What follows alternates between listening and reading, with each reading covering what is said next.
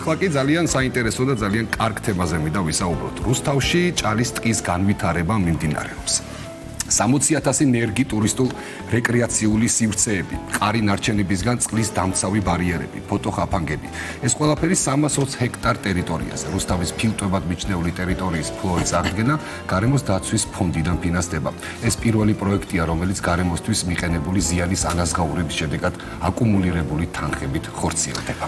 რუსთავის მერია პროექტის პირველი ეტაპი უკვე დაიწყო. 10,000 ძირი ენდემური ხე მცენარე, ჭალის მუხა, ფშატი და თელა უკვე შეძენილია. დაწყებულია ტერიტორიის მოსამზადებელი სამუშაოებიც. ტყის განაშენიანების პროცესი კი გაზაფხულიდან დაიწყება. მნიშვნელოვანია ისიც, რომ ამ პროექტში აქტიურად არის ჩართული მოსახლეობაც ადგილობრივი და არა მხოლოდ პროექტის შესახებ კი ახლა ვაგრძელებთ ჩვენ სტუმრებთან ერთად საუბარს. რუსთავის მერი ნინო ლაცაბიძე, გარემოს დაცვისა და ბუნებრივი რესურსების კომიტეტის თავმჯდომარე მაია ბითაძე და რუსთავის მერიის რეფორმებისა და მუნიციპალური სერვისების განვითარების ცენტრის თანამშრომელი პროექტის რეფორესტი ხელმძღვანელი ნინო ბარბაკიძე არიან ჩვენი სტუმრები. მოგესალმებით.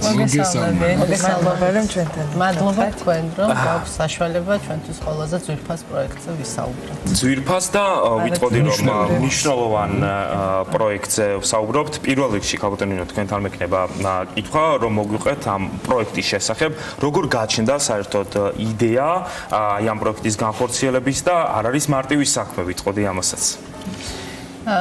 მადლობა კიდევ ერთხელ, მართლაც მნიშვნელოვანია თავისი შინაარსით და გრძელვადიანი პროექტია, ისეთი რომელიც შვილებს და შვილიშვილებს დარჩებათ და ბევრ რამეს ვაკეთებთ ქალაქში, მაგრამ ეს ყველაზე მეტად გვეძვირფასება, ვიცით, დღევანდელი ეკოლოგიური მდგომარეობა იმის მიუხედავად, რომ ბოლო წლებში უმნიშვნელოვანესი ნაბიჯები გადავდგით. პირველი იყო საკანონმდებლო ცვლილება, გარემოს დაცვითი პასუხისმგებლობის გამკაცრების შესახებ, იცით, ბევრი საწარმო და ბევრი ქარხანა გვაქვს, საკმაოდ დიდი ადაბინძურება ქალაქის და რომ არა ის კანონი, რომ არა შემდეგ საწარმოებთან აქტიური თანამშრომლობა გადაიარაღების კუთხით, რომ არა მუნიციპალიტეტის ჩართულობა ახალი მწვანე სივრცეების გაჩენა, დღეს ეს შედეგი არ გვექნებოდა, თუმცა რა შედეგიც გვაქვს, ერთი წამით არ გვაძლევს იმის თქმის შესაძლებლობას, რომ რუსთავის ეს ისტორიული გამოწვევა დაძლეულია. ბევრია გასაკეთებელი და ამ პროცესში ერთ-ერთ ყველაზე მთავარ პროექტად მიგვაჩნია სწორედ რუსთავის შუაგულში ძველ და ახალ რუსთავს აერთიანებს 320 ჰექტარი, რომელიც 90-იანებში იმაში, როდესაც წყალი, დენი, გაზი არ გქონდა, ჩვენ მოსახლეობამ ყველამ ერთად გავჩეხეთ და გავანადგურეთ და დღეს რუსთაველებს გვაქვს უნიკალური შესაძლებლობა საპარლამენტო გუნდის მხარდაჭერით, სამთავრობო გუნდის მხარდაჭერით, რომ ისეთ მნიშვნელოვან ისტორიულ პროცესში მივიღოთ მონაწილეობა, რომელიც დარჩება ჩვენ შვილებს და შვილიშვილებს. 2 წელი მუშაობდით სამინისტროსთან ერთად, პარლამენტის გარემოს დაცვის კომიტეტთან ერთად დოკუმენტზე, რომელიც გვანახებს უკვე მდგრადად როგორ შეიძლება ამ ტერიტორიის აღდგენა, რომელიც იქნება ფილტვები ჩვენი ქალაქისთვის და არა მარტო რუსთავისთვის. ეკოლოგიური უფრო მეტი პოტენციალი აქვს თბილისის და რუსთავის აგლომერაციაში ამ ტერიტორიას, არის ქრწანისის პარკის ბუნებრივი გაგრძელება და ვფიქრობთ, რომ არა მარტო ჩვენი ქალაქისთვის, არამედ ზოგადად ქვეყნისთვისაც ჭალის ტყის აღდგენის უნიკალური შესაძლებლობა გვაქვს. ნამდვილად, რატომ არის მნიშვნელოვანი ზოგადად აი რუსთავის ჭალების პროექტი, ეკოსისტემის და რუსთავის ჰაერის ხარისხის გაუმჯობესებისათვის? ზოგადად კიდევ რა არის, რა პროექტია ასეთი, რომ ესეთი გენიალური ამბავი შეიძლება რომ მოყვეს ამ ყველა. და ასევე საპარლამენტო მხარდაჭერა, რატომ ქონდა ესეც რომ გითხრათ ქალბატონ მაია? ნამდვილად დიდი მადლობა კიდევ ერთხელ რომ მოგვიწვიეთ და ძალიან მნიშვნელოვანია რომ საუბრობთ ისეთ პროექტზე, რომელზედაც მიუხედავად იმისა, რომ რაღაც ჩვენ დიდი ხანია მუშაობთ, ესე საჯაროდ და ღიად არ გვისაუბრია და მაშინ როდესაც სპეკულაციები მიმდინარეობს აი თბილისსა და რუსთავს შორის რაღაც ჭალის ტყეების გაჩეხვასთან დაკავშირებით იგლჰილსის პროექტს გულისხმობ. ასე ვთქვათ, საზოგადოებას ძალიან ნათლად უნდა ავუხსნათ, თუ რა ხელა მნიშვნელობის პროექტი ხორციელდება რუსთავის მერიის მხრიდან, ასე ვთქვათ, ხელისუფლების დახმარებით, ცენტრალური ხელისუფლების დახმარებით, იმისთვის, რომ რეალურად აღდგეს ჭალის ტყე, ის ტყე, რომელიც თბილისსა და რუსთავს შორის, ასე ვთქვათ, ბუნებრივ ეკოლოგიურ კავშირს ამყარებს და ნინომ სწორედ აღნიშნა, ეს ამ ორი ქალაქის აგლომერაციის კონტექსტის გათვალისწინებით ნამდვილად უნიკალური პროექტია. პირველი იმიტომ, რომ ეს არის პრაქტიკულად პირველი გამწვანების პროექტი, რომელიც გარემოსდაცვითი პასუხისმგებლობის ფონდიდან ფინანსდება. ეს ფონდი ჩვენ რამოდენიმე წლის წინ შევქმენით კანონის, ასე ვთქვათ, ახალი დებულების მიხედვით და მომავალში იმედი გვაქვს, რომ ამ ფონდიდან მათ შორის კიდე დამატებითი თანხები მიემართება რუსთავისკენ და როდესაც, ასე ვთქვათ, ჩვენი ოპონენტები საუბრობენ და სრულ ინფორმაციას ავრცელებენ იმასთან დაკავშირებით, რომ თითქოს რაღაც ფილტვები დაიკარგება და რაღაც ეკოლოგიური სწორასწორობა დაირღვევა Eagle Hills-ის პროექტიდან გამომდინარე, ეს კიდევ ერთხელ მინდა საზოგადოებას ავუხსნა, რომ ეს არის აბსოლუტურად მცდარი და მიზანმიმართულად სრულ ინფორმაცია და თუ ჩვენ ბოლო წლებში ხა ამას არ უნდა ამის მოყოლა, ყველამ კარგად ვიცით, როგორია დამოკიდებულება ჩვენი ხელისუფლების ეკოლოგიისა და გამწვანების მიმართ. ხა დედაქალაქი ამის ნათელი მაგალითია, ხა მე და ნინო ორივე იქიდან მოვდივართ, ასე ვთქვათ, თბილისის მმართველობიდან და ის რა რესურსი დედაქალაქში ჩაიდოა გამწვანების კუთხით, რამდენი ახალი რეკრეაციული ტერიტორია, ახალი პარკი შეიქმნა ძველების რეაბილიტაციაზე და ქუჩის ხეების შემატებაზე არაფერს არ ვამბობ. ამის ლოგიკური გაგრძელება არის ის პროექტი, რომელიც ახლა რუსთავში ხორციელდება და ერთი მინდა კიდე მოსახლეობას შევახსენო, რომ მათ შორის ჩვენი ხელისუფლების დროს სამშენებლო ნებართვის, მათ შორის გერგეს დამტკიცების სავალდებულო კომპონენტად იქცა გამწვანების პროექტი. იმიტომ არის, ასე ვთქვათ, მათ შორის ესეთი მაღალი მოთხოვნები თვითონ სამშენებლო დედაქალაქში არა მხოლოდ თავიდან იყო დედაქალაქში 2019 წელს და რამოდენიმე წლის წინ პარლამენტმა გაავრცელა აღნიშნული ვალდებულება მთელ საქართველოზე. ამის უკვე კარგი მაგალითები მათ შორის რუსთავშიც გვაქვს მშენებლობის ნებართვის გაცემის პროცესში და მათ შორის Eagle Hills თვითონაც დიდი გეგმებია გამწვანებასთან მიმართებით, მაგრამ სახელმწიფოს მოთხოვნა ამ კუთხით ერთნიშნულად კანონმდებლობით არის დადგენილი და რეალურად ის რომ რუსთავში ჭალის ტყეების აღდგენა და მე ნინოს პირადად მინდა დიდი მადლობა გადაუხადო, იმიტომ რომ მისი ეს თქო პირადი ძალისხმევის ძალიან დიდი შედეგია ის რომ ამ ფონდიდან პირველი თანხები სწორედ გამწვანების კუთხით ჭალის ტყეების აღდგენას მიემართება, თუმცა ჩვენ კიდე ბევრი სხვა თანხა დაგვჭირდება იმისთვის რომ საბოლოო ის შედეგი მივიღოთ, რაც რეალურად საჭიროა.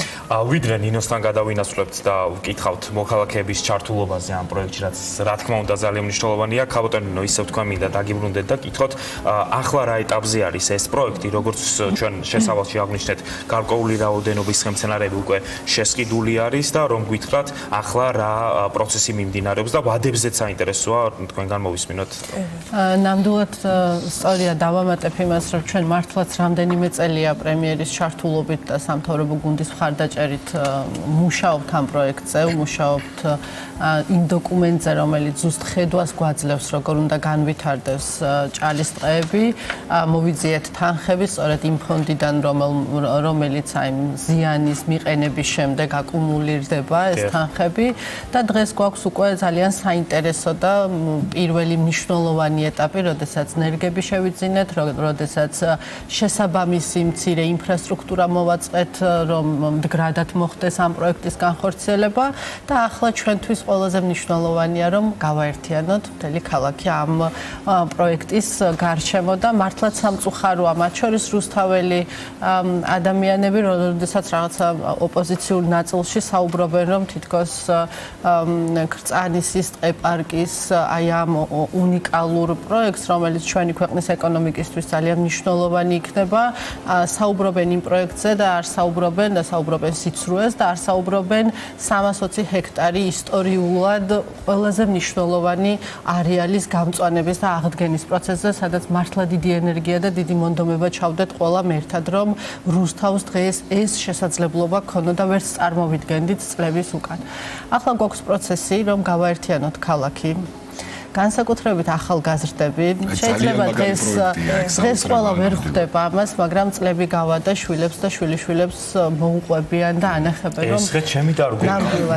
ჩვენ ამას მარტივად ვამბობთ ხოლმე, მაგრამ ალბათ ასაკში კიდე უფრო სხვა ემოცია იქნება, რომ ქალაქს ყველაზე ძვირფას ჩვენს მერე ალბათ გზებსაც დააგებენ, სახურავებსაც გადახურავენ, პროექტებსაც განახორციელებენ, მაგრამ ახლა რუსთაველებს და არა მარტო რუსთაველებს გვაქვს უნიკალური შესაძლებლობა გავერთიანდეთ ამ პროექტის გარშემო, მივიღოთ მონაწილეობა და ყველაზე ძვირფასი დაუტოვოთ ჩვენს რასაც თქვენ ამბობთ, ეხლა ეს არის მართლაც საოცრება და თქვენ ამბობთ, რომ ქალაქის გაერთიანება მოხდებაო. ეს არის პროექტი, რომელსაც ქვია Reforest-ი, ხო ესე? ამ პროექტის შესახებაც რომ თქვათ, როგორ დაიბადა იდეა და საერთოდ როგორ ხორციელდება ეს პროექტი. და მოხალისეების ჩართული მოხალისეების კამპანია ძალიან მნიშვნელოვანი. კი, ან თითოეული ადამიანი ცნობს ამ პასუხისმგებლობას, ეს არის ხო, უნიშნელოვანი. თბილისში რამდენიმე ხე მაგ დარგულია, გავივლი ხოლმე უყურებ და ბედნიერია. ეგეც ბედნიერი გვინდა რომ ჩვენ სიბერეში ნიკას დაბატიჟებს რუსთავში, დაბატიჟებს რუსთავში. აუცილებლად ჩვენს დაგვარგვევინეთ 1-2 ხე. ნინა მოკლედ დიდი მადლობა მოგესალმებით. მართლაც იმდენად დიდი მნიშვნელობისაა რუსთავის ჭალის ტყის ტერიტორია რუსთავის სამომავლო ეკოლოგიური განვითარებისთვის, რომ ძალიან მნიშვნელოვანია მოსახლეობის ჩართულობაც დიდი იყოს ამ პროცესში. სწორედ ამიტომ ამ პროექტის ფარგლებში მოქალაქეების ჩართვის მიზნით დავიწყეთ კამპანია რეფორესტი, რეფორმისა და ტყის გაერთიანება და სლოგანად დავარჩიეთ გაგრძელე ჭალის ტყის ისტორია, იმიტომ რომ როგორც უკვე ვახსენეთ, ჭალის ტყეს აქვს უდიდესი ისტორია, რომელიც იმ კრიზისული მდგომარეობის შემდეგ სამწუხაროდ შეწყდა და ჩვენი მთავარი მიზანია ის სწორედ, რომ მივაღწიოთ იმ სამომავლო მიზანს, რომ ისევ აღდგეს ჭალის ტყის ეკოსისტემა. სწორედ ამიტომ განსაკუთრებით ამ შემოდგომის სეზონის პერიოდში დავიწყეთ პატარა მასტერკლასები და ვორქშოპები.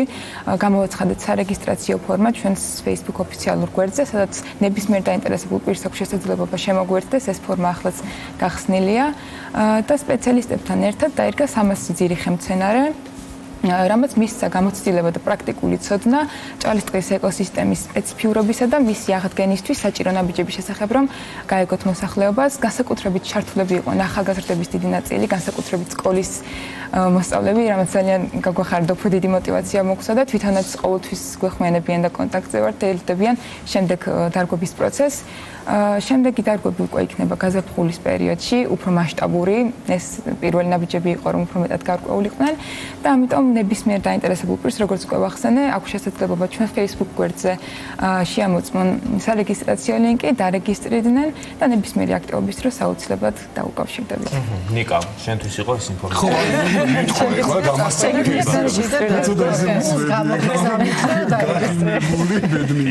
ქალბატონო ნინა, პროექტის დასრულების შემდეგ როგორი იქნება ჭალის ტყე? საინტერესოა საბოლოოდ როგორ წარმოგიდგენიათ, აი თვალებს რო დავხუჭავთ, აი რას ვხედავთ იქ. მე ვფიქრობ, რომ იმ ისტორიას გავაგრძელებთ, რასაც წყვეტა ქონდა აქამდე, გავაგრძელებთ ისე, რომ ბუნებრივ ლანდშაფტს შევინარჩუნებთ. ეს არ იქნება ტიპიური პარკი ან რაღაც დაბეტონებული სივრცე, ეს იქნება თითქმის ბუნებრივი არეალი, სადაც წარმომიდგენია ყველაზე მაგარი რამ, რომ ოჯახებით დასვენება, განკვირვა. ეს არის ალბათ ყველაზე ისეთი კარგი მომენტი წარმოსადგენად, როგორ შეიძლება რომ რუსთაველებმა ოჯახებით ძალიან სასიამოვნო დრო გაატარონ ეკოლოგიურად სუფთა გარემოში. ეს არის თავი. იქნება სპეციალურად ისეთ სივრცეები მოწყობილი, რომელიც ადაპტირებული იქნება საზოგადოებისთვის. ასე ფოტოხაფანგებზეც მინდა ხო, ძალიან საინტერესოა ეს ყოფილი. იმიტომ რომ ადგილი თვითონ ისეთია, რომ გადაფრენველებისთვის არის საუკეთესო სივრცე. კი, აი ეს ინფრასტრუქტურა, რომელიც მათ შორის ამ დაფინანსების ნაწილში გვაქვს გათვალისწინებული პირველ ეტაპზე, გულისხმობს მინიმალურ იმ ინფრასტრუქტურას, რომელიც აუცილებელი იქნება, მაგალითად ნინი მახსენა ვორქშოპები, ცნობიერების ამაღლებისთვის, იქ ახალგაზრდების ჩაყვანა, საუბარი, სხვადასხვა ტრეინინგები, მათი ჩართულობა, აუცილებლად ეს ყველაფერი იქნება გადამფრენი ჩიტებისთვის. დღეს ცოტა ვერიდებით ხოლმე რუსთავი, როდესაც ამ საკითხებზე ვსაუბრობ, თუმცა ნამდვილად არის და ჩვენ ხა კამპანიას დავიწყებთ და დარწმუნებული ვარ, აი აღდგენის შემდეგ კიდევ უფრო მეტი სიახლე გვექნება და კიდევ უფრო ცხადად დავინახავთ, რომ რუსთავს აქვს მათ შორის ეს პოტენციალი და არა, მსგავსი ინფრასტრუქტურისთვის გვაქვს ცენტრალური პარკი, რომლის განვითარებასაც ვაპირებთ, ეს იქნება ბუნებრივად აღდგენილი ძალიან კარგი ესეთი ეკოტურიზმის განვითარებისთვის, ახლა გადამფრენ ფრინველებზე კი. თუმცა ვერიდებით ხოლმე. მაგრამ რეალურად უკვე საქართველოს ერთ-ერთი მოწინავეა ასე გადამფრენ ფრინველებზე, ეგრეთ წოდებული bird watching-ის ასე ვთქვათ, ტურიზმის განვითარების თვალსაზრისით, როგორც აჭარაში, ასე ხო, მათ შორის კოლხეთის დაბლობზე აჭარაშიც არის გარკვეული ლოკაციები, ასე რომ ეს ჭალის ტყეც იძლევა ამის საშუალებას და თუ ჩვენ ასე ვთქვათ, ტიპიურ პარკად ამ ტერიტორიას არ წარმოვიდგენთ, რეალურად უნდა წარმოვიდგინოთ შევქმნათ ისე ტერიტორიად, რომელიც ერთის კუთხით მიიზიდავს ადამიანებს სწორედ პიკნიკზე და ვიცით, რომ ეს კულტურა იზრდება ყოველწლიურად და მოთხოვნა მწვანე სივრცეებზე და მეორე, ასე ვთქვათ, ტურიზმის განვითარების ახალი კომპონენტი სწორედ bird watching-დან შეგვიძლია ჩვენ შორს და ხალხომაია საუბრის ბოლოს მინდა გითხოთ, ალბათ რუსთავი არ იქნება ერთადერთი ქალაქი, სადაც მსგავსი პროექტი განხორციელდება და თუ მუშაობთ თქვენ და პარლამენტი ამ მიმართულებით, რომ სხვა ქალაქებშიც, რომელიც რა თქმა უნდა ბუნებრივად იძლევა ამის შესაძლებლობას, რომ მსგავსი პროექტი განხორციელდეს.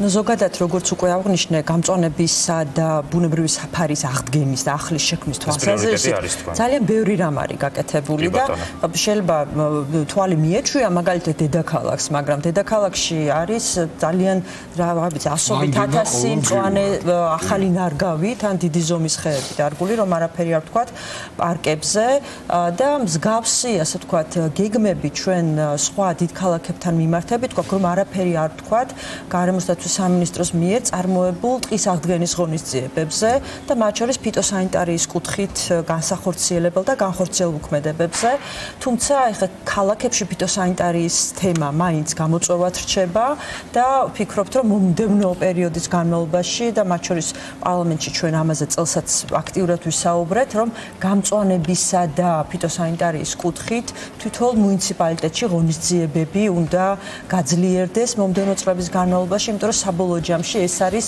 ის რეალური ღირებულება, რა თითოეულ ქალაქში ქონების კაპიტალიზაციას რომ თავი დავანებოთ, საცხოვრებელი პირობების გაუმჯობესებას უწყობს ხელს. დიდი მადლობა.